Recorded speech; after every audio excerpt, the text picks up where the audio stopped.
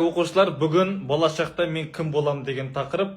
Так, Арман, сен болашақта кім боласың? Апай, мен болашақта охрана болам. Охрана? Арман, сен қызық екенсің. Қалай сен болашақта охрана боласың?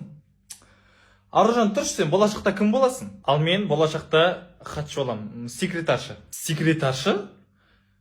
Аружан, Арман екеуің қызықсыңдар. Сен охрана, сен болсын секретаршы болашақта. Қалай, немене бәлесіңдер? Дамир, тұршы, сен болашақта кім боласың? Енді менге бөлеген ішінегір, апай.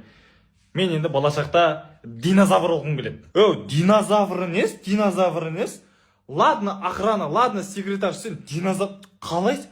Тұршы, Азамат, болашақта кім боласың сен? Мен болашақта әкім болам. Вот, әкім болам дейді. Көрдіңдер ме? Әкім болам дейді болашақта. Азамат, қане айтшы, бүгінгі тапсырмасына дайындалып келдің ба? Апай, дайындалып келген жоқпын мен. Сен қалай дайындалмай кеттің? Сен болашақта әкім боласың ғой? Әкім болатын болсаң, дайындалып келу керексің.